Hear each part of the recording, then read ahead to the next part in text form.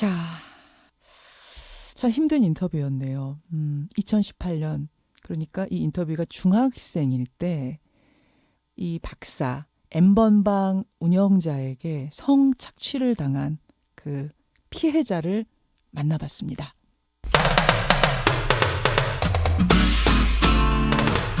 CBS 라디오 김현정의 뉴스 쇼. 예, 앞서 중학생 때 피해를 당한 여성의 인터뷰 여러분 들으셨습니다만 믿기지 않을 정도로 끔찍한 범죄죠.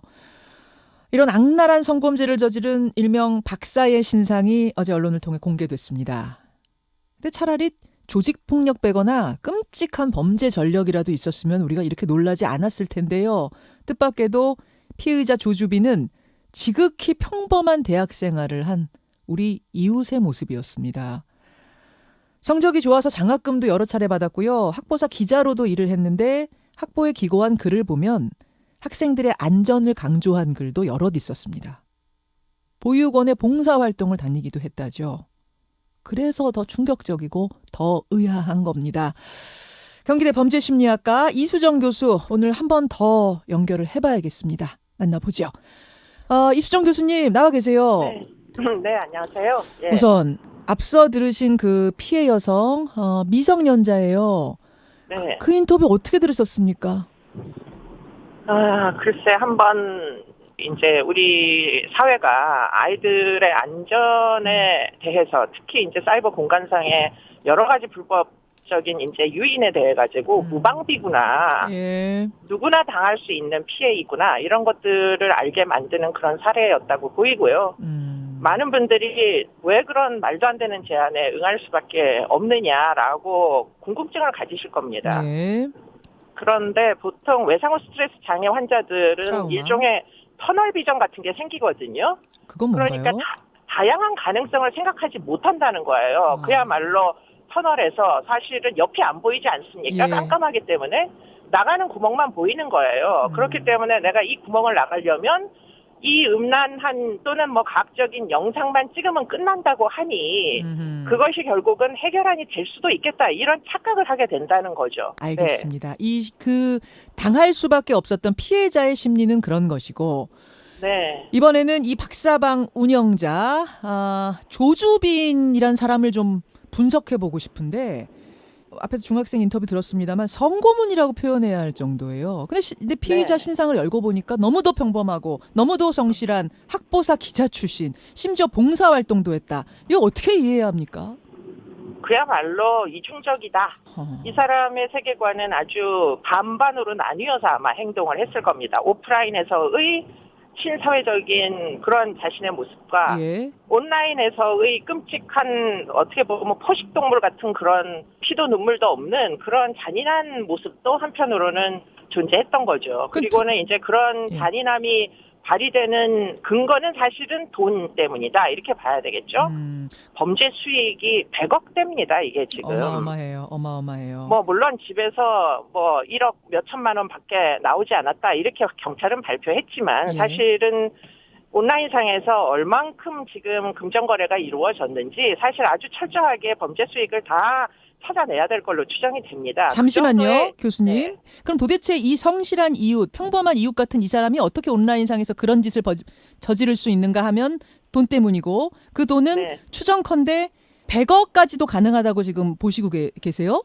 거의 10,000명 가까이 있다는 거지 않습니까? 그럼 그 사람들마다 100만 원이라고 해도 100억 아닙니까? 지금 100만 원도 그냥 넘을 가능성이 큰데 최소 100만 그렇죠. 원으로 잡아도 100억이다. 그렇습니다. 그렇기 때문에 단기간에 그 정도의 범죄 수익을 낼 수가 있겠구나 하는 걸 터득했다면 예. 아마도 이런 끔찍한 모습이 애당초에 성도착증 환자거나 이렇다기보다는 굉장히 합리적 선택에 의해서 이런 인생을 살기로 작정했을 가능성이 굉장히 높은 거죠. 합리적 선택이라는 표현을 지금 쓰셨어요.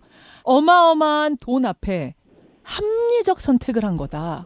그랬을 가능성이 굉장히 높고요. 문제는 그런 환경, 사이버 공간, 네.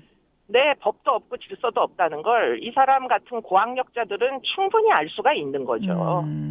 지금 주변 증언에 의하면 이 사람이 뭐 성실하고 평범했을 뿐만 아니라 성적인 부분에 있어서도 아무 문제가 없었던 사람이라고 하거든요. 지금까지 나온 걸로는.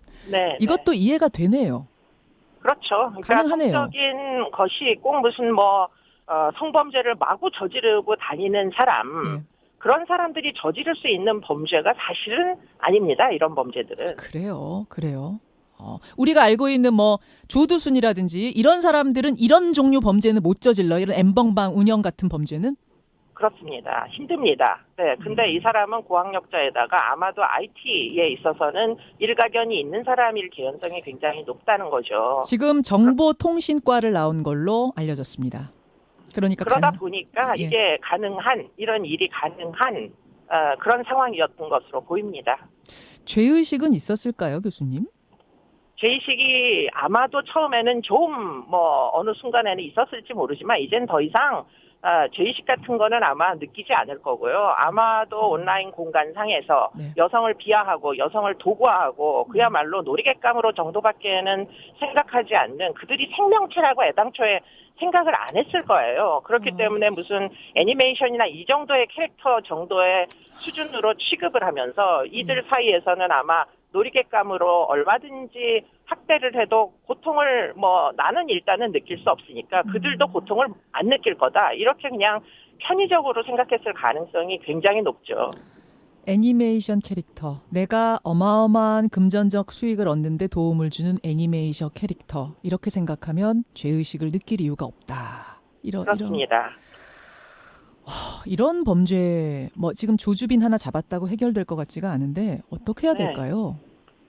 지금 역사를 거슬러 올라가면 과거에 소란의 도 있었고요. 예. 이게 거의 IT 기술하고 거의 비슷한 속도로 발달을 합니다. 범죄가, 사이버 범죄가. 그런데 결국은 오프라인에서만 수색하고 압수수색하고 그야말로 전통적인 수사의 기법은 이제는 좀 진화해야 될 때가 된 거 아니냐 이렇게 보이고요. 예. 그렇게 하려면 핵심적으로 지금 어떤 분이 이제 함정수사 말씀을 하셨는데 그런 종류의 이제 선택도 사실은 이제는 불가피하다 이렇게 보입니다. 함정수사, 잠입수사 이런 것들 말이죠. 좀 더 적극적인 수사 말씀인 거죠. 그렇습니다. 알겠습니다. 처벌 강화는 당연한 걸 거고요. 네. 여기까지 말씀 듣죠. 이수정 교수님 고맙습니다. 고맙습니다. 경기대학교 범죄심리학과 이수정 교수였습니다.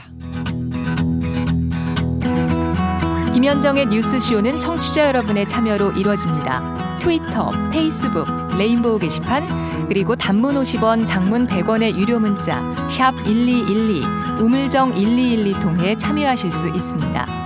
김현정의 뉴스쇼, 여러분과 함께 만듭니다.